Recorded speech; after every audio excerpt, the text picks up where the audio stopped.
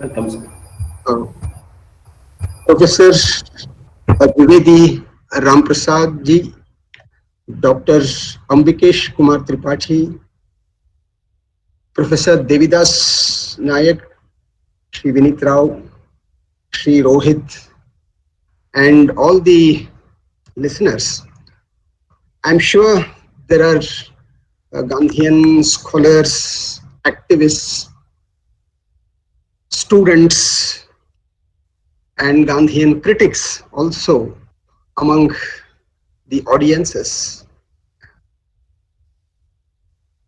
I hope all of you can hear me. Vinit, just once confirm. Yes, sir. Yes, sir. We can hear. Yeah. Yes, sir. Yeah. Okay. In fact, I have been specifically asked by the organizers to speak in Kannada, which I will do. In fact, those who do not know Kannada need to excuse me. But it is also in tune with Gandhian philosophy, in the sense we need to make use of our mother tongue, and native languages need to be there, survive, grow. All the native languages with rich heritage, they need to be there, they need to grow, and they are as important languages as any other language in the world. ಹಾಗೆಯೇ ಎಲ್ಲರಿಗೂ ನಮಸ್ಕಾರ, pranams to everyone. I have also been asked to speak about Gandhian thought and social work. Gandhiji ಮತ್ತು ಸಮಾಜ ಕಾರ್ಯ, ಗಾಂಧೀಜಿಯ ವಿಚಾರಗಳು ಮತ್ತು ಸಮಾಜ ಕಾರ್ಯ, ಈ ಶೀರ್ಷಿಕೆ ಇಂದಲೇ ಹೊರಡೋದಾದ್ರೆ ಪ್ರೊಫೆಸರ್ ದ್ವಿವೇದಿ ಅವರು ಮುಂಚೆ ಹೇಳಿದ ಹಾಗೆ 1941ರಲ್ಲಿ ಗಾಂಧೀಜಿ ಒಂದು ಪುಸ್ತಕವನ್ನ ಬರೀತಾರೆ. ಆ ಪುಸ್ತಕದ ಹೆಸರು ಕನ್ಸ್ಟ್ರಕ್ಟಿವ್ ಪ್ರೋಗ್ರಾಮ್ಸ್. ಗಾಂಧೀಜಿ ಸಾಮಾಜಿಕ ಕಾರ್ಯಗಳಿಗೆ ಗಾಂಧೀಜಿ ಬಳಸಿದ ಶಬ್ದ ರಚನಾತ್ಮಕ ಕಾರ್ಯಕ್ರಮಗಳು. ಈ ರಚನಾತ್ಮಕ ಕಾರ್ಯಕ್ರಮಗಳು ಎನ್ನುವ ಶಬ್ದವೇ ಗಾಂಧೀಜಿ ವಿಚಾರದ ಒಂದು ಸೂಚಿ, ಅದಕ್ಕೊಂದು ಒಳನೋಟವನ್ನು ನಮಗೆ ಒದಗಿಸಿಕೊಡುತ್ತೆ. ರಚನಾತ್ಮಕ ಕಾರ್ಯಕ್ರಮಗಳು ಎನ್ನುವುದು, it makes a paradigmatic shift. In fact, if you use the word constructive programmes, ಅದನ್ನು ನಾನು ವಿಸ್ತರಿಸ್ತೇನೆ.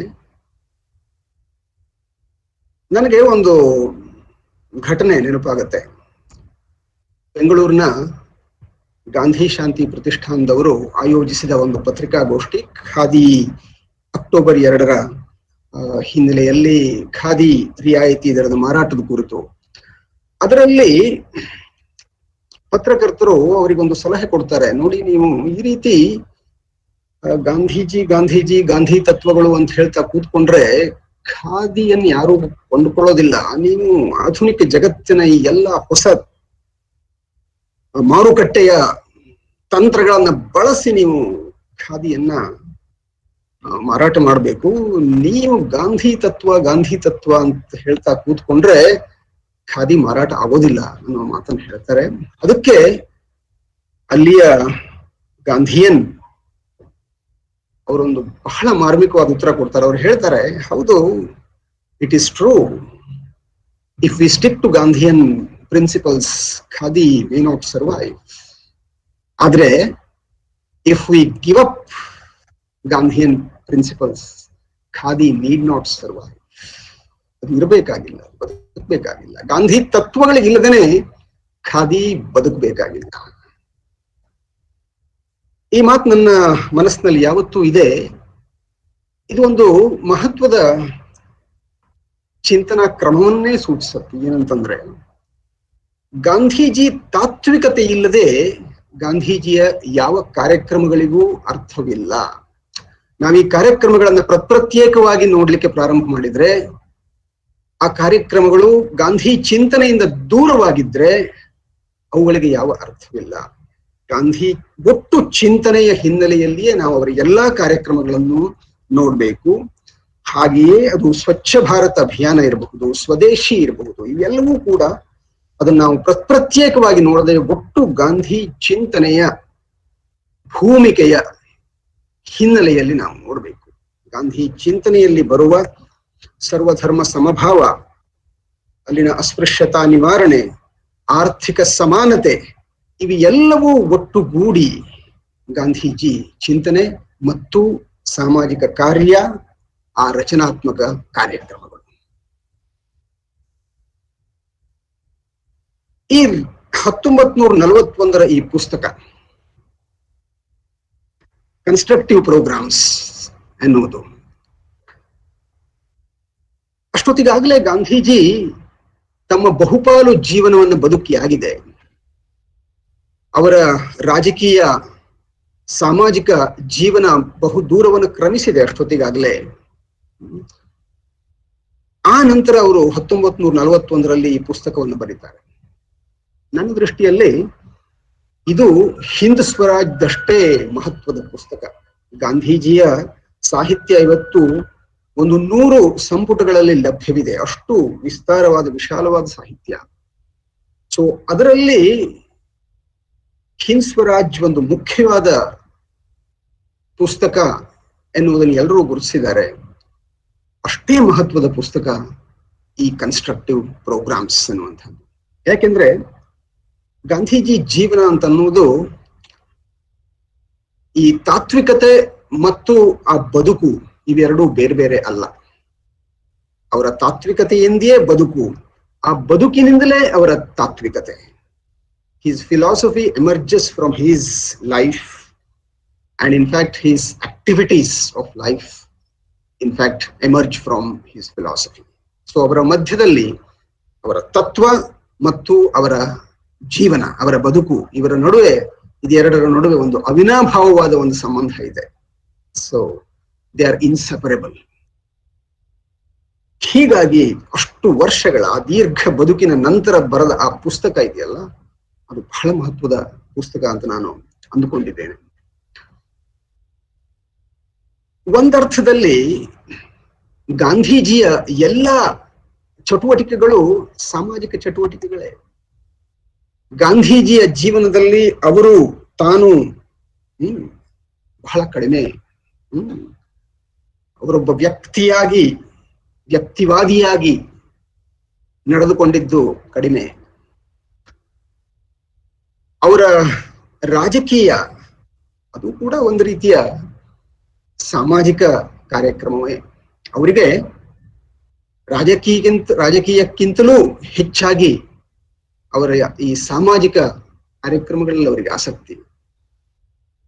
ಅವರ ಪೂರ್ಣ ಸ್ವರಾಜ್ಯದ ಕಲ್ಪನೆಯಲ್ಲಿ ಕೇವಲ ನಾವು ಇಲ್ಲಿ ಬ್ರಿಟಿಷ್ ಆಳರಸರ ಆಡಳಿತವನ್ನ ಕೊನೆ ಮಾಡಿದರೆ ಮಾತ್ರ ಸಾಲದು, ಅದರಿಂದ ಏನೂ ಆಗೋದಿಲ್ಲ. ಒಟ್ಟು ಈ ದೇಶದ ಎಲ್ಲ ಜನರ, ಇಲ್ಲಿಯ ಪ್ರಜೆಗಳ ಸಾಮಾಜಿಕ ಆರ್ಥಿಕ ಬದುಕು ಹಸನುಗೊಂಡಾಗ ಮಾತ್ರ ಅದು ಪೂರ್ಣ ಸ್ವರಾಜ್ಯ. ಅವರ ಹಿಂದ್ ಸ್ವರಾಜ್ಯದ ಪ್ರತಿಪಾದನೆಯು ಅದೇ. ಮುಖ್ಯವಾಗಿ ಪ್ರಜೆಗಳು ತಮ್ಮನ್ನು ತಾವು ಆಳಿಕೊಳ್ಳುವಂತೆ ಆಗಬೇಕು. ಪ್ರಜೆಗಳು ಸ್ವರಾಜ್ಯ ಅಂದ್ರೆ ತಮ್ಮ ಮೇಲೆ ಹಿಡಿತವನ್ನು ಸಾಧಿಸಿಕೊಳ್ಬೇಕು. ಸ್ವರಾಜ್ಯ ಗ್ರಾಮ ಸ್ವರಾಜ್ಯಗಳಾಗಬೇಕು, ಸ್ವಾವಲಂಬಿ ಗ್ರಾಮ ಸ್ವರಾಜ್ಯಗಳಾಗಬೇಕು. ಹಾಗಾದಾಗ ಒಟ್ಟು ಸ್ವರಾಜ್ಯಕ್ಕೊಂದು ಅರ್ಥ.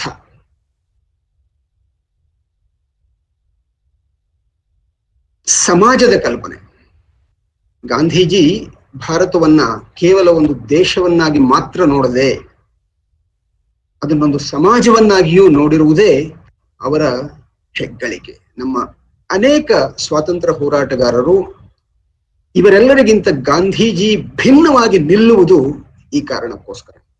ಅವರಿಗೆ ಭಾರತ ಎನ್ನುವುದು ಕೇವಲ ದೇಶ ಮಾತ್ರ ಅಲ್ಲ. ಬ್ರಿಟಿಷರು ಕೇವಲ ಭಾರತವನ್ನು ಬಿಟ್ಟು ಹೋಗ್ಬಿಟ್ಟು ನಾವೇ ಆಡಳಿತ ಮಾಡ್ಕೊಳ್ತೇವೆ ಅಂದ್ರೆ ಮಾತ್ರ ಸಾಲದು. ಇಲ್ಲೊಂದು ಸಂಪೂರ್ಣವಾದ ಸಾಮಾಜಿಕ ಆರ್ಥಿಕ ವಿಕಾಸವಾಗಬೇಕು, ಪ್ರತಿಯೊಬ್ಬ ಪ್ರಜೆಯೂ ಸ್ವಾವಲಂಬಿ ಆಗಬೇಕು ಎನ್ನುವುದು ಅವರ ಕನಸಾಗಿತ್ತು. ಈ ಕಾರಣಕ್ಕಾಗಿಯೇ ಗಾಂಧೀಜಿ ಭಿನ್ನವಾಗಿ ನಿಲ್ತಾರೆ. ಅವರ ಸಾಮಾಜಿಕ ಬದುಕು ಈಗ ರಾಜಕೀಯ ಅಂದ್ರೆ ಒಂದು ರೀತಿಯಲ್ಲಿ ಸ್ವಾತಂತ್ರ್ಯ ಹೋರಾಟ ಎನ್ನುವುದು ರಾಜಕೀಯ ಬದುಕು ಅಂತ ನಾವು ತೀರ್ಮಾನಿಸಿಕೊಂಡು ಅವರ ಸಾಮಾಜಿಕ ಕಾರ್ಯಕ್ರಮಗಳು ಏನು ಎನ್ನುವುದನ್ನು ಯೋಚಿಸ್ತಾ ಹೋದ್ರೆ, ಒಂದು ಬಹುಶಃ ಅವರ ಬಾಲ್ಯದಲ್ಲಿಯೇ ಅವರ ತಾತ್ವಿಕತೆಯ ಬೀಜಗಳು ಬಿತ್ತಲ್ಪಡುತ್ತವೆ. ಅವರಲ್ಲೊಂದು ಸರ್ವಧರ್ಮ ಸಮಭಾವದ ಭಾವನೆ,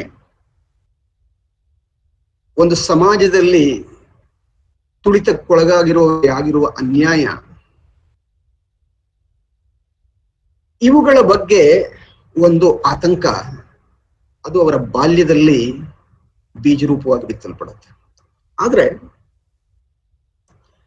ಬಹುಶಃ ಸ್ವಲ್ಪ ಮಟ್ಟಿಗೆ ಗಾಂಧೀಜಿ ಅವರು ಲಂಡನ್ನಲ್ಲಿ ವಿದ್ಯಾರ್ಥಿಯಾಗಿದ್ದಾಗ ಸಾಮಾಜಿಕ ಜೀವನಕ್ಕೆ ಸ್ವಲ್ಪ ಮಟ್ಟಿಗೆ ತೆರೆದುಕೊಳ್ತಾರೆ ಅಂತ ಅನ್ಸುತ್ತೆ.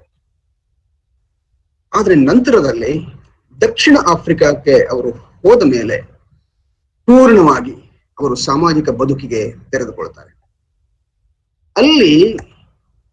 ಅಲ್ಲಿಯ ಭಾರತೀಯರ ಹಕ್ಕುಗಳಿಗೋಸ್ಕರ, ಭಾರತೀಯರ ನಾಗರಿಕ ಹಕ್ಕುಗಳಿಗೋಸ್ಕರ ಮಾಡುವಂತಹ ಹೋರಾಟ ಅದು ಅವರ ಅಲ್ಲಿನ ರಾಜಕೀಯ ಬದುಕು ಅಂತ ನಾವು ಅಂದ್ಕೊಂಡ್ರೆ, ಅವರು ಅಲ್ಲಿ ಆಶ್ರಮಗಳನ್ನು ಸ್ಥಾಪಿಸ್ತಾರೆ.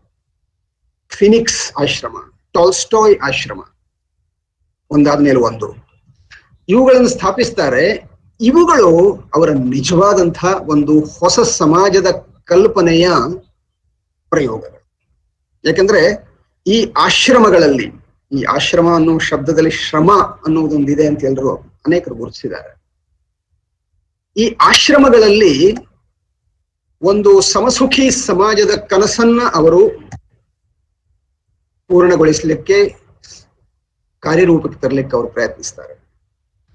ಅಲ್ಲಿ ಉಚ್ಚ ನೀಚ ಭಾವನೆಗಳಿಲ್ಲದೆ, ಜಾತಿ ಮತ ಧರ್ಮಗಳ ಭೇದವಿಲ್ಲದೆ ಎಲ್ಲರೂ ಕೂಡ ಒಟ್ಟಾಗಿ ಬದುಕುವ, ಅವರವರ ಶಕ್ತಿಗನುಸಾರವಾಗಿ ಅವರು ಕೆಲಸ ಮಾಡ್ತಾ ಬದುಕುವ ಒಂದು ಕನಸಿನ ಸಮಾಜವನ್ನ ಸೃಷ್ಟಿ ಮಾಡುವ ಪ್ರಯತ್ನಗಳು ಅವರ ಆಶ್ರಮಗಳು. ಅವರ ಆಶ್ರಮಗಳು ಆ ದೃಷ್ಟಿಯಲ್ಲಿ ಅವರ ಸರ್ವೋದಯದ ಒಂದು ಸಮಾಜದ ಕಲ್ಪನೆಯ ಸೃಷ್ಟಿಯ ಪ್ರಯೋಗಶಾಲೆಗಳು. ಈ ಆಶ್ರಮಗಳಲ್ಲಿ ಬಹಳ ಮುಖ್ಯವಾಗಿ ಅವರು ನಂಬಿದಂತಹ ಒಂದು ತತ್ವ ಅದು ಏನಂದ್ರೆ, ದೈಹಿಕ ಶ್ರಮಕ್ಕೂ ಮತ್ತು ಬೌದ್ಧಿಕ ಚಟುವಟಿಕೆಗೂ ಒಂದು ಅಂತರ ನಮ್ಮ ದೇಶದಲ್ಲಿ ಲಾಗಾಯತಿನಿಂದ ಉಂಟಾಗ್ಬಿಟ್ಟಿದೆ. ಅದು ಹೋಗ್ಬೇಕು. ಬೌದ್ಧಿಕ ಚಟುವಟಿಕೆಯಷ್ಟೇ ದೈಹಿಕ ಚಟುವಟಿಕೆಯೂ ಮಹತ್ವದ್ದಾಗಿರುವುದು.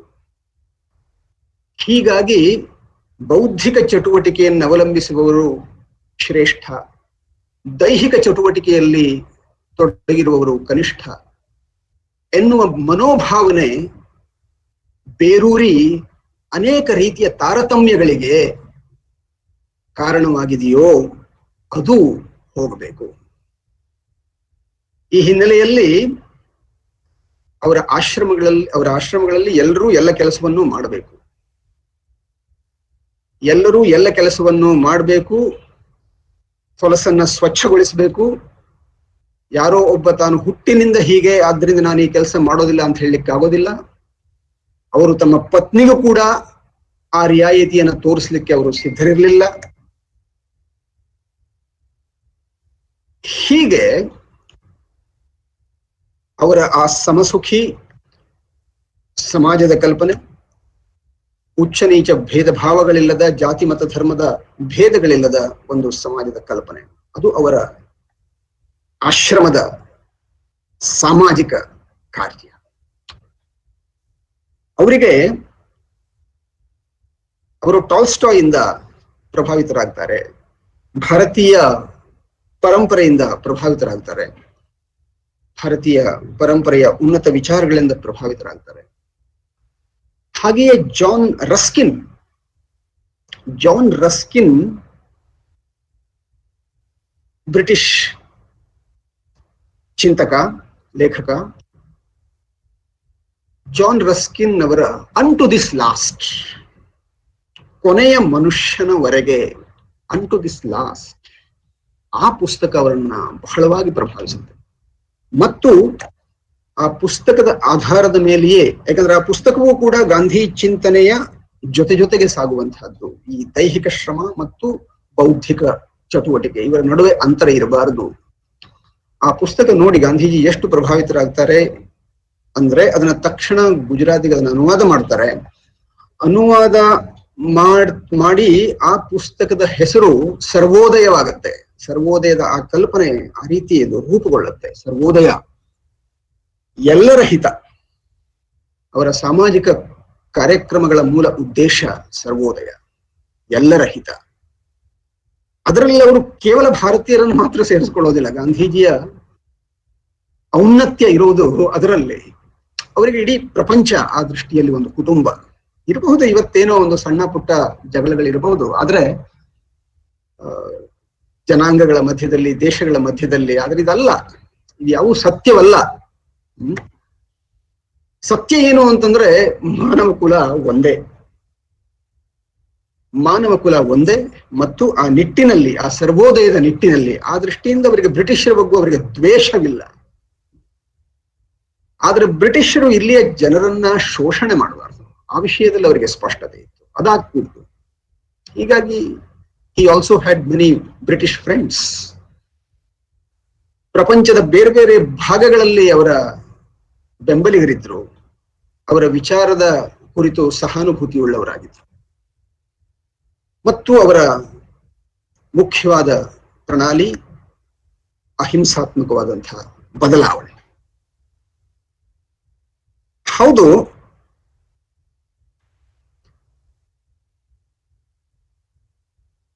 ಪ್ರಪಂಚದಲ್ಲಿ ಆರ್ಥಿಕ ತಾರತಮ್ಯ ಇದೆ, ಸಾಮಾಜಿಕ ತಾರತಮ್ಯ ಇದೆ, ಇವುಗಳನ್ನ ಹೋಗಲಾಡಿಸಬೇಕು.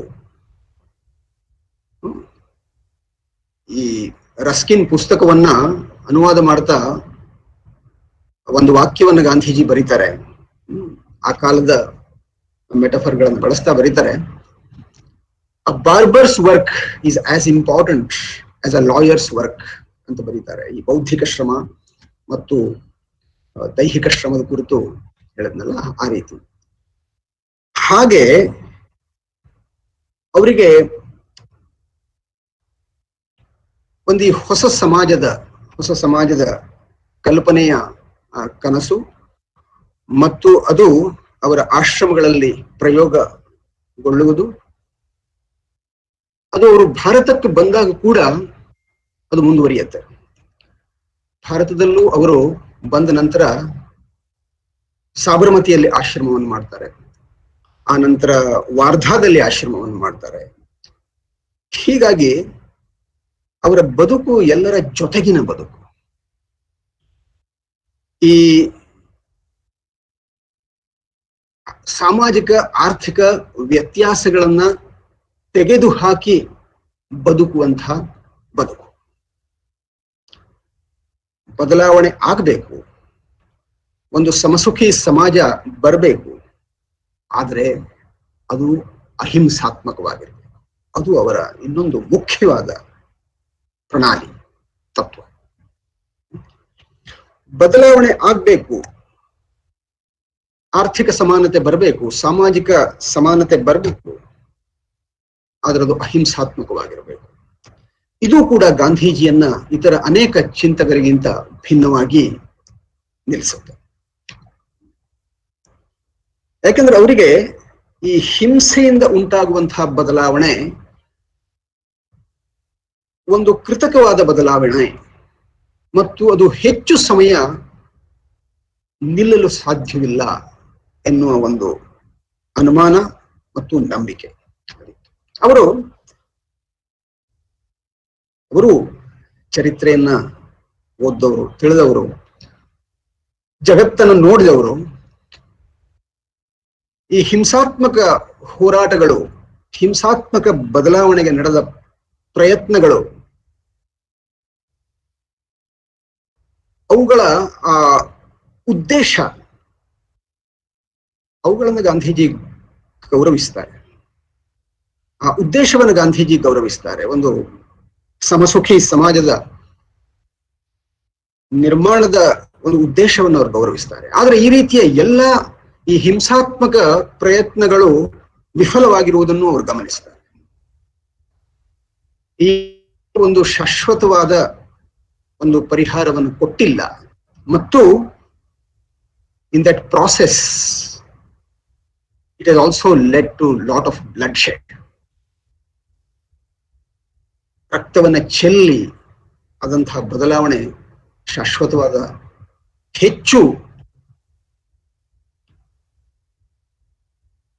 ಶಾಶ್ವತವಾದಂತಹ ಸಮಾಜವನ್ನು ನಿರ್ಮಿಸಲಿಕ್ಕೆ ಸಾಧ್ಯವಾಗಿಲ್ಲ ಎನ್ನುವುದನ್ನ ಅವರು ಗಮನಿಸಿ ಅಹಿಂಸಾತ್ಮಕವಾದ ಬದಲಾವಣೆ ಮತ್ತು ಮನುಷ್ಯನ ಮನಸ್ಸಿನಲ್ಲಿ ಮೂಲಭೂತವಾಗಿ ಬದಲಾವಣೆ ಆಗುವ ನಿಟ್ಟಿನಲ್ಲಿ ಆ ಬದಲಾವಣೆಯ ಮೂಲಕ ಆಗುವಂತಹ ಬದಲಾವಣೆ, ಸಾಮಾಜಿಕ ಆರ್ಥಿಕ ಬದಲಾವಣೆ, ಅದು ಹೆಚ್ಚು ಶಾಶ್ವತವಾಗಿದ್ದು ಮತ್ತು ಅದು ಹೆಚ್ಚು ಶಾಶ್ವತವಾದಂತಹ ಬದಲಾವಣೆ. ಅದಕ್ಕೋಸ್ಕರ ನಾವು ಪ್ರಯತ್ನಿಸಬೇಕು. ಅದು 1000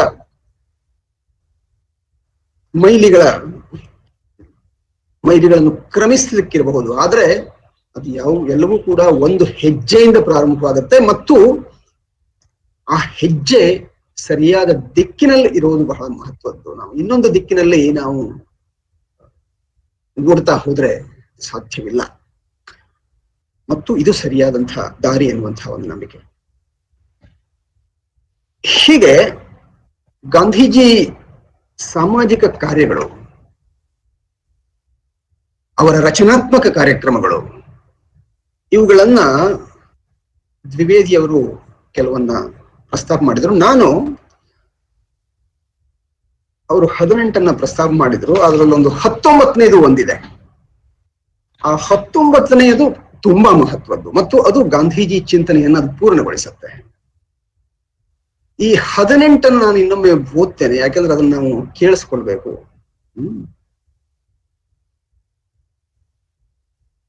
ಅದು ಎಷ್ಟು ಆಲ್ ಇನ್ಕ್ಲೂಸಿವ್ ಆಗಿದೆ ಅಂತಂದ್ರೆ,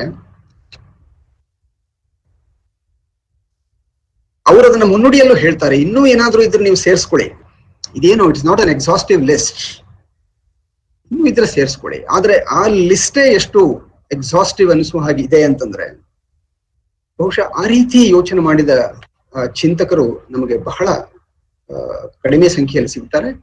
ಆದ್ರೆ ಅದು ಗಾಂಧೀಜಿ ಕೇವಲ ಚಿಂತನೆ ಮಾತ್ರವಾಗಿರ್ಲಿಲ್ಲ, ಅವರು ಅದನ್ನ ಬದುಕಿದ್ರು ಮತ್ತು ತಮ್ಮ ಜೊತೆಗಿರುವವರನ್ನ ಆ ರೀತಿ ಬದುಕಲಿಕ್ಕೆ ಪ್ರೇರೇಪಿಸಿದರು.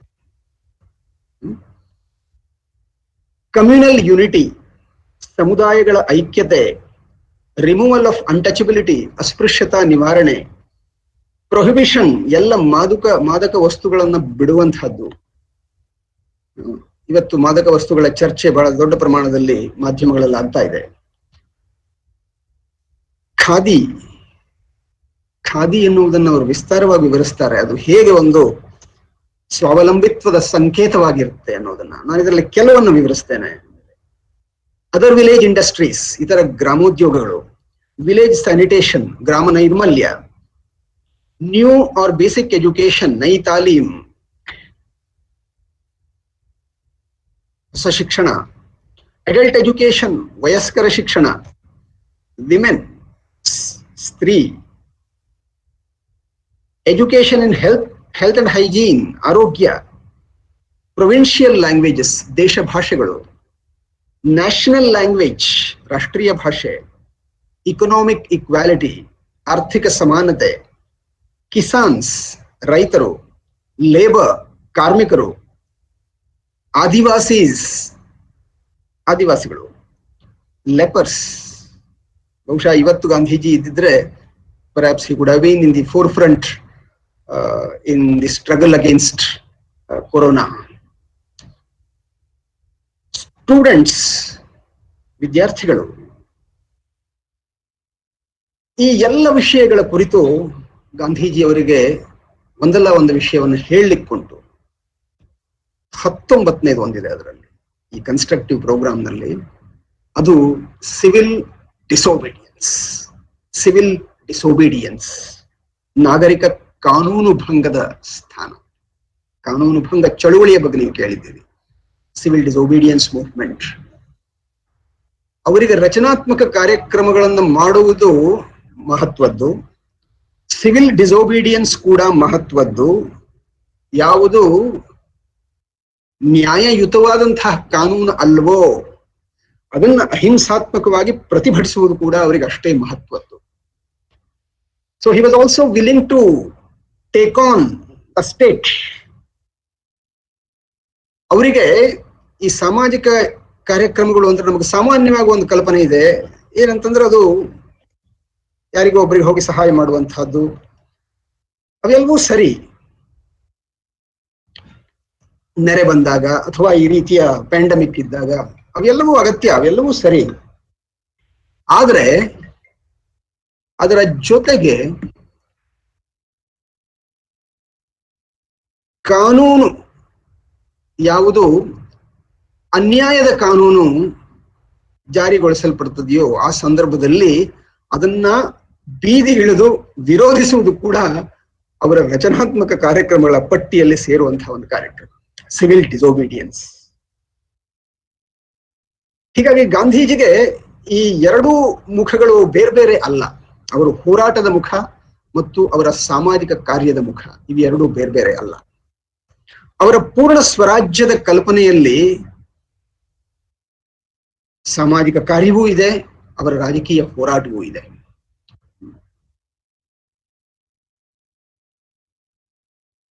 ಮತ್ತು ಅವರಿಗೆ ಈ ಸಿವಿಲ್ ಡಿಸೋಬಿಡಿಯನ್ಸ್ ಅನ್ನುವುದು, ಅವರ ರಾಜಕೀಯ ಹೋರಾಟ ಸಾಮಾಜಿಕ ಕಾರ್ಯಕ್ರಮಗಳಿಲ್ಲದೆ ಪೂರ್ಣವಲ್ಲ. ಹಾಗೆಯೇ ಅವರ ಸಾಮಾಜಿಕ ಕಾರ್ಯಕ್ರಮಗಳು ಅಗತ್ಯವಿದ್ದಾಗ ಚಳುವಳಿಯನ್ನು ಮಾಡದೇನೆ ಪೂರ್ಣವಲ್ಲ. ಈ ಚಳುವಳಿಯ ಮುಖ ಮತ್ತು ಸಾಮಾಜಿಕ ಕಾರ್ಯದ ಮುಖ ಇವೆರಡೂ ಸೇರಿಯೇ ಗಾಂಧೀಜಿಯ ರಚನಾತ್ಮಕ ಕಾರ್ಯಕ್ರಮ. ಇದರಲ್ಲಿ ಕೆಲವನ್ನು ನಾನು ಚೂರು ವಿವರವಾಗಿ ನೋಡ್ತೇನೆ. ಅವರು ಸಮುದಾಯಗಳ ಐಕ್ಯತೆಯ ಕುರಿತು ಮಾತನಾಡ್ತಾರೆ. ಕಮ್ಯುನಲ್ ಹಾರ್ಮನಿ, ಕಮ್ಯುನಲ್ ಯೂನಿಟಿ ಅದವರು ಬಳಸುವ ಶಬ್ದ. ಐಕ್ಯತೆ, ಅವರಿಗೆ ಎಲ್ಲ ಧರ್ಮಗಳ ಸಮಾನತೆಯಲ್ಲಿ ಗಾಢವಾದಂತಹ ನಂಬಿಕೆ ಇತ್ತು. ಯಾವುದೋ ಒಂದು ಧರ್ಮ ಉತ್ಕೃಷ್ಟ, ಇನ್ನೊಂದು ಕನಿಷ್ಠ ಎನ್ನುವುದು ಅವ್ರ ನಂಬಿಕೆ ಆಗಿರಲಿಲ್ಲ. ಮತ್ತು ಎಲ್ಲ ಧರ್ಮಗಳು ಅವರವರ ಅನುಸಾರವಾಗಿ, ತತ್ವಕ್ಕನುಸಾರವಾಗಿ ಅದರ ಆಳಕ್ಕಿಳಿದು ಬದುಕಬೇಕು ಅನ್ನುವುದು ಅವರ ಬಯಕೆಯಾಗಿತ್ತು. ಅವರ ಪ್ರಾರ್ಥನೆ ಕೂಡ ಅದೊಂದು ರೀತಿಯ ಸರ್ವಧರ್ಮಗಳ ಪ್ರಾರ್ಥನೆ ಅದು. ಹಾಗೆ ಹೇಳ್ತಾನೆ ಗಾಂಧೀಜಿ. ಇನ್ನೊಂದು ಮಾತನ್ನು ಹೇಳ್ತಾರೆ, all religions are equal. The same time all religions also have certain errors. ಎಲ್ಲಾ ಧರ್ಮಗಳಲ್ಲೂ ಕೆಲವು ತಪ್ಪುಗಳಿವೆ, ಅವುಗಳನ್ನು ನೋಡ್ಕೊಳ್ಬೇಕು. ಸಾಮಾನ್ಯವಾಗಿ ನಾವು ನಮ್ಮ ಧರ್ಮ ಅದರಲ್ಲಿರೋ ತಪ್ಪುಗಳನ್ನು ನಮಗೆ ಕಾಣಿಸೋದಿಲ್ಲ, ಬೇರೆ ಧರ್ಮಗಳಲ್ಲಿ ಆ ತಪ್ಪಿದೆ ಅಂತ ನಾವು ಹೇಳ್ತಾ ಇರ್ತೇವೆ. ನಮ್ಮ ಧರ್ಮದಲ್ಲಿ ಇರುವ ತಪ್ಪು ನಮಗೆ ಕಾಣಿಸೋದಿಲ್ಲ, ಅದನ್ನು ನೋಡ್ಬೇಕು ಅಂತ ಗಾಂಧೀಜಿಗಳು. All religions are equal, but at the same time all religions also have certain errors. ಈ ಐಕ್ಯತೆ, ಯೂನಿಟಿ, ಗಾಂಧೀಜಿ ತಾತ್ವಿಕತೆಯನ್ನು ವಿಶ್ಲೇಷಿಸಿದ ಅನೇಕರು ಹೇಳಿದ್ದಾರೆ ಅವರೊಬ್ಬ ಅದ್ವೈತಿಯೂ ಆಗಿದ್ರು ಅಂತ. ಅದ್ವೈತಿ ಆಗಿದ್ರು ಅಂದ್ರೆ ಅದಕ್ಕೂ ಗಾಂಧೀಜಿ ಒಂದು ಮಾತಿದೆ, ತಾನು ಅದ್ವೈತಿಯೂ ಹೌದು, ತಾನು ದ್ವೈತಿಯೂ ಹೌದು. ಹಾಗೆ ಹೇಳ್ತಾ ತಾನೊಬ್ಬ ಅನೇಕಾಂತವಾದಿ ಅಂತ ಅವ್ರು ಹೇಳ್ಕೊಳ್ತಾರೆ. ಅನೇಕಾಂತವಾದಿ ಅಂತಂದ್ರೆ ಒಂದು ಸತ್ಯಕ್ಕೆ ಹಲವು ಮುಖಗಳಿರುತ್ತವೆ, ಹಲವು ದಾರಿಗಳಿರುತ್ತವೆ. ಒಂದು ಸತ್ಯ ಒಬ್ಬೊಬ್ಬರಿಗೆ ಒಂದೊಂದು ರೀತಿ ಕಾಣಬಹುದದು.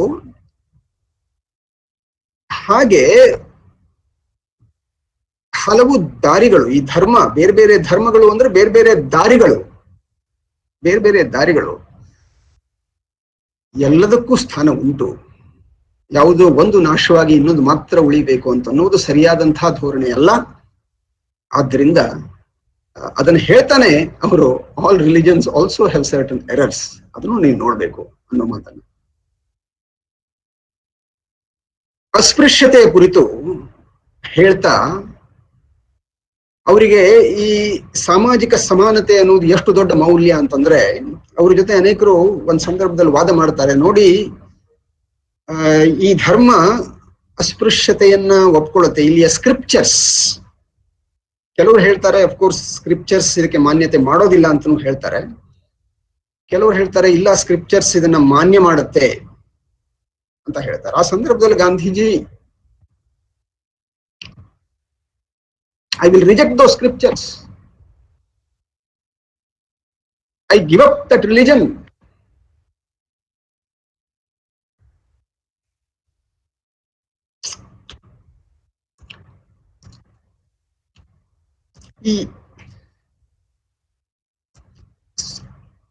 ಈ ಸಾಮಾಜಿಕ ಸಮಾನತೆ ಅನ್ನೋದು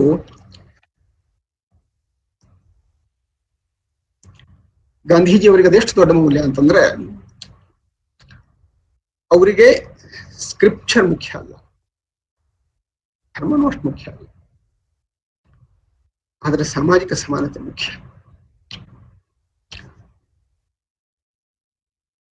ಆ ಮಾತನ್ನು ಹೇಳ್ತಾರೆ. ಅವರ ಶಿಕ್ಷಣದ ಕುರಿತು ಆಳವಾಗಿ ಯೋಚಿಸ್ತಾರೆ. ಮತ್ತು ಈ ಶಿಕ್ಷಣವನ್ನ, ಒಂದು ಹೊಸ ಶಿಕ್ಷಣ, ಸ್ವತಂತ್ರ ಭಾರತದಲ್ಲಿ ಒಂದು ಹೊಸ ಶಿಕ್ಷಣ ಬರಬೇಕು ಅನ್ನೋದನ್ನ ಯೋಚಿಸ್ತಾರೆ. ಅದಕ್ಕೆ 1937ರಲ್ಲಿ ವಾರ್ಧಾದಲ್ಲಿ ನಡೆಯುವ ಸಮ್ಮೇಳನದಲ್ಲಿ ಒಂದು ಶಿಕ್ಷಣ ನೀತಿ ಕೂಡ ರೂಪುಗೊಳ್ಳುತ್ತೆ. ಅದಕ್ಕೆ ಜಾಕಿರ್ ಹುಸೇನ್ ಅವರು ಮುಖ್ಯಸ್ಥರಾಗಿರ್ತಾರೆ ಆ ಸಮಿತಿಗೆ. ಸೊ ಗಾಂಧೀಜಿ ಯೋಚನೆಯ ಹಿನ್ನೆಲೆಯಲ್ಲಿ ಒಂದು ಹೊಸ ಶಿಕ್ಷಣ ನೀತಿಯನ್ನ ರೂಪಿಸಲಾಗುತ್ತೆ. ಅದರಲ್ಲಿ ಅವರು 3 H, head, heart and hand, ಬೌದ್ಧಿಕವಾದಂತಹ ವಿಕಸನ ಇರಬೇಕು, ಮನುಷ್ಯನ ಮನಸ್ಸು ವಿಕಾಸಗೊಳ್ಳಬೇಕು, ಶ್ರೀಮಂತವಾಗಬೇಕು, ನಾವು ಭಾವುಕರಾಗಿ ಶ್ರೀಮಂತರಾಗಬೇಕು, ಹಾಗೆಯೇ ಮುಖ್ಯವಾಗಿ ದೈಹಿಕ ಶ್ರಮ, ಹೆಡ್, ಹಾರ್ಟ್ ಅಂಡ್ ಹ್ಯಾಂಡ್, 3 Hಗಳು. ಸೊ ಗಾಂಧೀಜಿಯ ಶಿಕ್ಷಣದ ಕಲ್ಪನೆಯಲ್ಲಿ ಈ ರೀತಿಯ ಒಂದು ಪೂರ್ಣತೆ. ಅವರ ಬಹಳ ದೊಡ್ಡ ತಕರಾರು ಅಂತಂದ್ರೆ, ಇವತ್ತಿನ ಈ ವ್ಯವಸ್ಥೆಯಲ್ಲಿ ಮನುಷ್ಯನ ತಲೆ ಬಹಳ ದೊಡ್ಡದಾಗ್ಬಿಟ್ಟಿದೆ, ಕೈಕಾಲುಗಳ ಶರೀರದ ಮಹತ್ವ, ಶರೀರ ಶ್ರಮದ ಮಹತ್ವ ಕಡಿಮೆ ಆಗ್ಬಿಟ್ಟಿದೆ, ಮತ್ತು ಶರೀರ ಶ್ರಮ ಕಡಿಮೆ, ಬೌದ್ಧಿಕ ಚಟುವಟಿಕೆ ದೊಡ್ಡದು ಎನ್ನುವಂತಹ ಭಾವನೆ ಬೆಳೆದ್ಬಿಟ್ಟಿದೆ. ಅದು ಹೋಗ್ಬೇಕು. ಶಿಕ್ಷಣ ಅಂತಂದ್ರೆ ಈ 3 ದೇಹ, ಮನಸ್ಸು ಮತ್ತು ಬುದ್ಧಿ, ಇವು 3 ಸಮಸಮ ಪ್ರಮಾಣದಲ್ಲಿ ವಿಕಸನಗೊಳ್ಳಬೇಕು. ಹೀಗೆ ಹೇಳ್ತಾನೆ ಗಾಂಧೀಜಿ.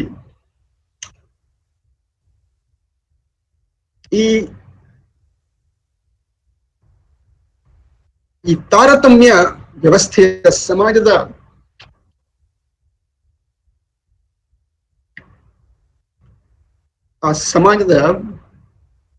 ಬುನಾದಿಯನ್ನ ಬುಡಮೇಲ್ ಮಾಡ್ತಾರೆ.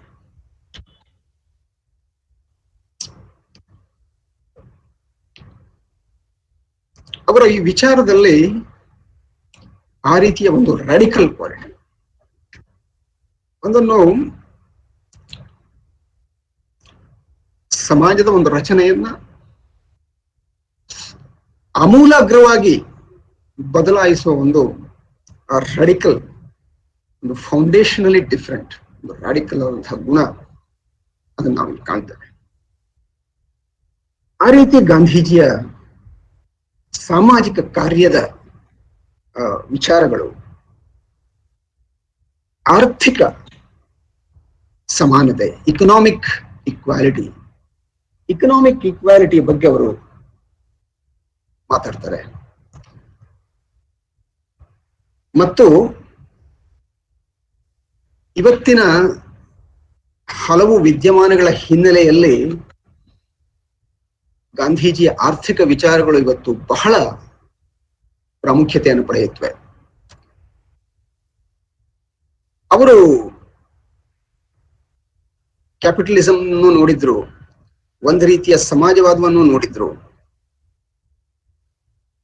ಕ್ಯಾಪಿಟಲಿಸಂ ಮತ್ತು ಸೋಷಿಯಲಿಸಂ ಇವೆರಡೂ ವ್ಯವಸ್ಥೆಗಳ ಒಳ್ಳೆಯ ಗುಣಗಳನ್ನ ಅಳವಡಿಸಿಕೊಂಡು ಒಂದು ಹೊಸ ಸರ್ವೋದಯದ ಆರ್ಥಿಕ ವ್ಯವಸ್ಥೆಯನ್ನ ರೂಪಿಸಬೇಕನ್ನುವುದವರ ಹಂಬಲವಾಗಿತ್ತು.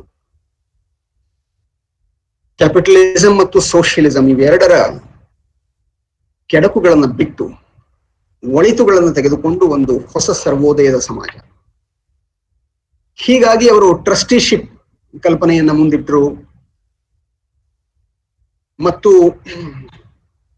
ಈ ಒಟ್ಟು ಆರ್ಥಿಕ ವ್ಯವಸ್ಥೆ ಅಂತನ್ನುವುದು ವಿಕೇಂದ್ರೀಕೃತಗೊಳ್ಳಬೇಕು, ಗುಡಿ ಕೈಗಾರಿಕೆಗಳಾಗಬೇಕು, ಈ ಎಲ್ಲ ವಿಚಾರಗಳನ್ನು ಅವರು ಪ್ರತಿಪಾದಿಸಿದರು. ಸಂಪತ್ತು ಕೆಲವರಲ್ಲಿ ಶೇಖರಣೆಗೊಳ್ಳಬಾರದು ಮತ್ತು ಯಾವುದೂ ಕೂಡ ನಿಮ್ಮ ಸಂಪತ್ತಲ್ಲ, ಇವೆಲ್ಲವೂ ಕೂಡ ಸಾಮಾಜಿಕ ಆಸ್ತಿ, ಎಲ್ಲರಿಗೂ ಸೇರುವಂತಹದ್ದು. ಹೀಗಾಗಿ ಅವರಿಗೆ ಉಪನಿಷತ್ತಿನ ಈಶಾವಾಸ್ಯವಿದಂ ಸರ್ವಂ ಬಹಳ ಪ್ರಿಯವಾದ ಶ್ಲೋಕ. ಇದೆಲ್ಲವೂ ನಿಮಗೆ ಸೇರಿದ್ದಲ್ಲ, ನಿಮ್ಗೆ ಏನ್ ಬೇಕೋ ಅದು ನೀವು ತೆಗೆದುಕೊಳ್ಳಿ, ಅಗತ್ಯಕ್ಕಿಂತ ಹೆಚ್ಚಿನದನ್ನು ತೆಗೆದುಕೊಳ್ಳುವುದು ಕಳ್ಳತನ. ಈ ರೀತಿಯ ರಾಡಿಕಲ್ ವಿಚಾರಗಳು. ಹೀಗಾಗಿ ಅವರ ಆರ್ಥಿಕ ಸಮಾನತೆ, ವಿಕೇಂದ್ರೀಕೃತ ಆರ್ಥಿಕ ವ್ಯವಸ್ಥೆ ಇವತ್ತಿನ ದಿನದಲ್ಲಿ ಅದು ಎಷ್ಟು ಪ್ರಸ್ತುತವಾಗ್ತಾ ಇದೆ ಅಂತಂದ್ರೆ, ಯಾಕಂದ್ರೆ ಅವರು ಅರ್ಥಶಾಸ್ತ್ರಕ್ಕೊಂದು ನೀತಿ ಇರಬೇಕು. Economics needs to have its own ethics. Ethics ಇಲ್ಲದೇನೆ ಇಕನಾಮಿಕ್ಸ್ ಇರಬಾರದು. ಎಥಿಕ್ಸ್ ಇಲ್ಲದೆ ಇರುವ ಇಕನಾಮಿಕ್ಸ್ ನಿಂದ ಇವತ್ತು ಆಗಿರುವ ದುಷ್ಪರಿಣಾಮಗಳನ್ನು ನಾವು ಕಾಣ್ತಾ ಇದ್ದೇವೆ. ಇವತ್ತು ಆಗ್ತಾ ಇರುವಂತಹ ಎಲ್ಲಾ ಹವಾಮಾನ ವೈಪರೀತ್ಯ, ವಾತಾವರಣದಲ್ಲಿ ಆಗ್ತಿರೋ ಬದಲಾವಣೆ, climate change, global warming, deforestation, ಅರಣ್ಯದ ನಾಶ, ನೆರೆ, ಬೇರೆ ಬೇರೆ ರೀತಿಯ ಮಾಲಿನ್ಯ, different kinds of pollutions, air, water, ಇವು ಎಲ್ಲದಕ್ಕೂ ಹಿನ್ನೆಲೆಯಲ್ಲಿರುವುದು ಮನುಷ್ಯನ ದುರಾಸೆ ಮತ್ತು ಆರ್ಥಿಕ ವ್ಯವಸ್ಥೆ. ಎಷ್ಟು ಬೇಕಾದರೂ ಈ ಭೂಮಿ ಅಂತನ್ನೋದು ಏನನ್ನೂ ಕೊಡುವ ಅಕ್ಷಯ ಪಾತ್ರೆ, ಎಷ್ಟು ಬೇಕಾದ್ರೂ ಕೊಡುತ್ತೆ ಅಂತ ನಾವು ಈ ಭೂಮಿಯನ್ನ ಆ ನಿಟ್ಟಿನಲ್ಲಿ ಬಳಸ್ತಾ ಹೋಗ್ತಾ ಇದೀವಲ್ಲ, ಇಲ್ಲಿಯ ಸಂಪನ್ಮೂಲಗಳನ್ನ, ಇದು ಒಂದು ಸಂದರ್ಭದಲ್ಲಿ ನಮಗೆ ಏನೂ ಇಲ್ಲದ ಹಾಗೆ ಮಾಡ್ಬಿಡುತ್ತೆ. ಇದು ಎಲ್ಲವನ್ನೂ ನಾವು ದುಡ್ಡಾಗಿ ಪರಿವರ್ತನೆ ಮಾಡ್ಕೊಂಡ್ಬಿಟ್ರೆ ಆಮೇಲೆ ಆ ದುಡ್ಡನ್ನು ತಿಂದು ಬದುಕಲಿಕ್ಕೆ ಆಗೋದಿಲ್ಲ. ಕೃಷಿ ಸಾಧ್ಯವಾಗದ ಅರ್ಥವ್ಯವಸ್ಥೆಯನ್ನು ಸೃಷ್ಟಿಸ್ಬಿಟ್ರೆ ಕೇವಲ ಮಷೀನ್ಗಳನ್ನು ತಿಂದು ಬದುಕೋಕ್ಕಾಗೋದಿಲ್ಲ, ನೋಟ್ ತಿಂದು ಬದುಕೋಕ್ಕಾಗೋದಿಲ್ಲ. ಹೀಗಾಗಿ ಅವರ ಬಹಳ ಪ್ರಸಿದ್ಧವಾದ ವಾಕ್ಯ, nature provides enough for everybody's need but not for everybody's greed. ಎಲ್ಲರ ದುರಾಸೆಗಳನ್ನ ಪೂರ್ಣಗೊಳಿಸುವ ಶಕ್ತಿ ಭೂಮಿಗಿಲ್ಲ. ಆದ್ರೆ ನಮ್ಮ ಅಗತ್ಯಗಳನ್ನ ಪೂರೈಸುತ್ತೆ. ನಮ್ಮ ಅಗತ್ಯಗಳು ಯಾವುದು?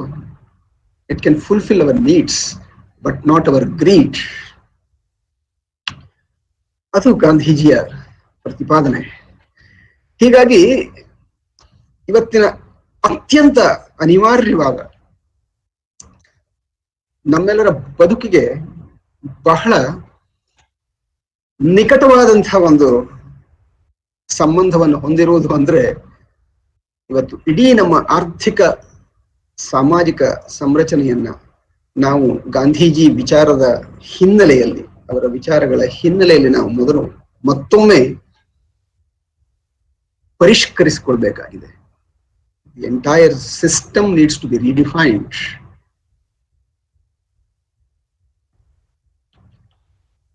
ಅದು ಗಾಂಧೀಜಿಯ ಮಹತ್ವ.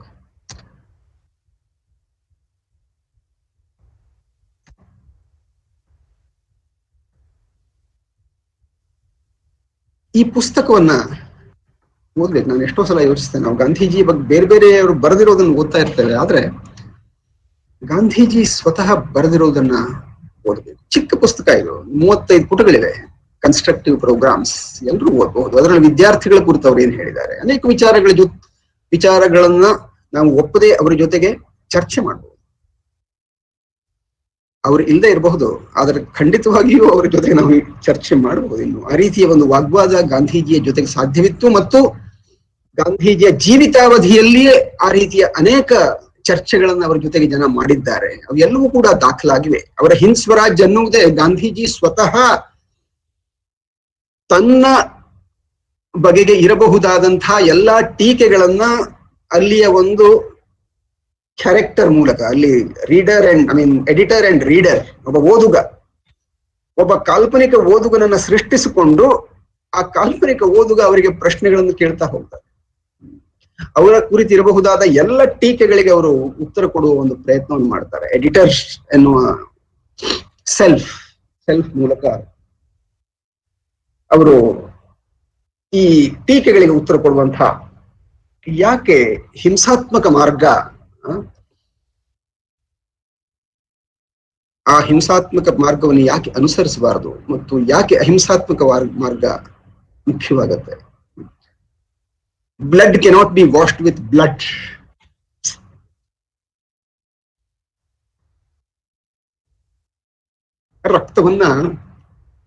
ರಕ್ತದಿಂದ ತೊಳೆಯಲಿಕ್ಕೆ ಸಾಧ್ಯವಿಲ್ಲ.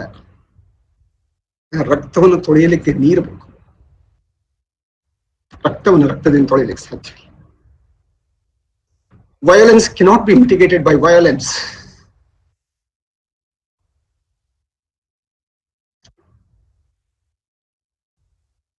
ಹಾಗೆ ಅವರ ಕಾಲದಲ್ಲಿಯೇ ಎಂತೆಂಥ ದೊಡ್ಡವರು ಅವರ ವಿಚಾರಗಳ ಜೊತೆಗೆ ಭಿನ್ನಾಭಿಪ್ರಾಯವನ್ನು ವ್ಯಕ್ತಪಡಿಸಿ ಚರ್ಚೆ ಮಾಡಿದ್ದಾರೆ.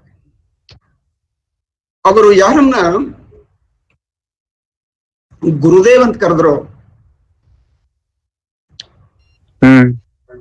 ಯಾವ ಗುರುದೇವ್ ಅವರನ್ನ ಮಹಾತ್ಮ ಅಂತ ಕರೆದ್ರು, ಅವರ ಜೊತೆಗೆ ವಾಗ್ವಾದಗಳಾಗಿವೆ, ಚರ್ಚೆಗಳಾಗಿವೆ. ಟಗೋರ್ ಮತ್ತು ಗಾಂಧಿ ಮಧ್ಯದಲ್ಲಿ, ನೆಹರು ಮತ್ತು ಗಾಂಧಿ ಮಧ್ಯದಲ್ಲಿ ಮಾತುಕತೆಗಳಾಗಿವೆ. ಕಮ್ಯುನಿಸ್ಟರು ಗಾಂಧಿಯ ಜೊತೆಗೆ ಮಾತನಾಡಿದ್ದಾರೆ, ವಾಗ್ವಾದ ಮಾಡಿದ್ದಾರೆ. ಇವೆಲ್ಲವೂ ದಾಖಲಾಗಿವೆ. ಇವೆಲ್ಲವನ್ನು ಓದಬಹುದು. ಹೀಗೆ ನಾವು ಗಾಂಧೀಜಿಯನ್ನ ಅವರ ತಾತ್ವಿಕತೆಯ ಜೊತೆಗೆ ಸಂಪೂರ್ಣವಾಗಿ ಗ್ರಹಿಸಬೇಕು ಮತ್ತು ಅವರ ಆ ಪೂರ್ಣ ಸ್ವರಾಜ್ಯದ ಕಲ್ಪನೆಯಲ್ಲಿ ರಚನಾತ್ಮಕ ಕಾರ್ಯಕ್ರಮಗಳು ಬಹಳ ಮುಖ್ಯವಾದ ಪಾತ್ರ. ಇವತ್ತು ಗಾಂಧೀಜಿ ಮತ್ತು ಗಾಂಧೀಜಿಯ ವಿಚಾರಗಳು ಹಿಂದೆಂದಿಗಿಂತಲೂ ಹೆಚ್ಚು ಪ್ರಸ್ತುತ. ಇವತ್ತಿನ ಈ ಕಾಲದ ಸವಾಲುಗಳಿಗೆ ನಾವು ಗಾಂಧೀಜಿ ಸಾಹಿತ್ಯವನ್ನ, ಗಾಂಧೀಜಿಯ ಬದುಕನ್ನ ಮತ್ತೊಮ್ಮೆ ನೋಡ್ಬೇಕು ಅಂತ ಹೇಳ್ತಾ, ಕೊನೆಯದಾಗಿ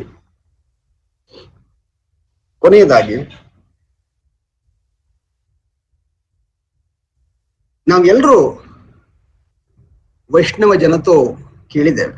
ಗಾಂಧೀಜಿಗೆ ಬಹಳ ಪ್ರಿಯವಾದಂತಹ ಗೀತೆ.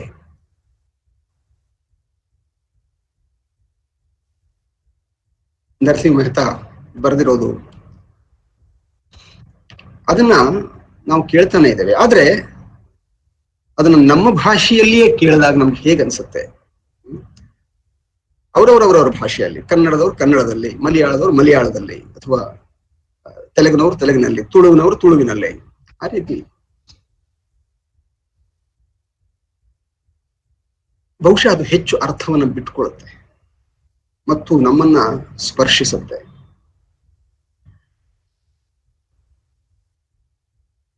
ಇದು ವೈಷ್ಣವ ಜನತೋ ಈ ಹಾಡಿನ ಕನ್ನಡ ಅನುವಾದ ಜಯಂತ್ ಕಾಯ್ಕಿಣಿ ಅವರು ಮಾಡಿರುವಂತಹದ್ದು. ಆದರೆ ಕೆಲವು ಸಾಲುಗಳನ್ನು ಮಾತ್ರ ನಾನು ಓದ್ತೇನೆ. ಕನ್ನಡ ಭಾಷೆಯ ಸೊಗಡು ಕೂಡ ಇದರಲ್ಲಿದೆ. ಕನ್ನಡ ಬಾರದೇ ಇರುವವರ ಸೊಗಡನ್ನ ಅನುಭವಿಸಬಹುದು.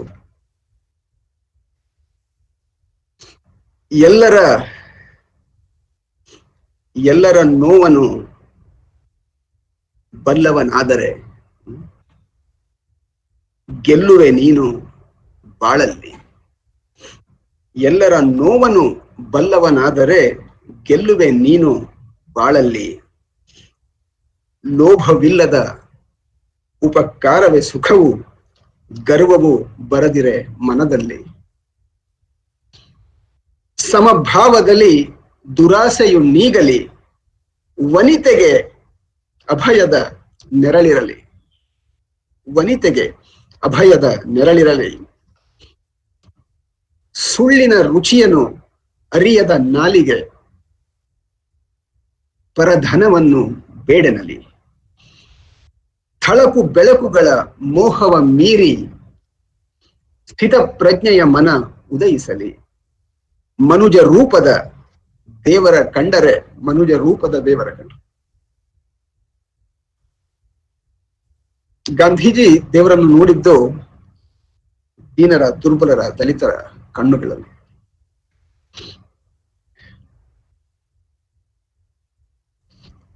ಮನುಜ ರೂಪದ ದೇವರ ಕಂಡರೆ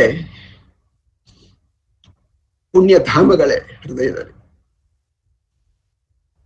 ಕಪಟವರಿಯದೆ ಸಾಗು, ನೀ ಬೀಳದೆ ರಾಗದ್ವೇಷಗಳ ಸುಳಿಯಲ್ಲಿ. ಕೊನೆಯ ವಾಕ್ಯ, ಮಮತೆಯಲ್ಲಿಯೇ ಮನುಜನಾಗುವ, ಮಮತೆಯಲ್ಲಿಯೇ ಮನುಜನಾಗುವ ಪಯಣವೇ ಬಾಳಿನ ಗುರಿಯಲ್ಲಿ. ಮಮತೆಯಲ್ಲಿಯೇ ಮನುಜನಾಗುವ ಪಯಣವೇ ಬಾಳಿನ ಗುರಿಯಲ್ಲಿ. ನಮಸ್ಕಾರ.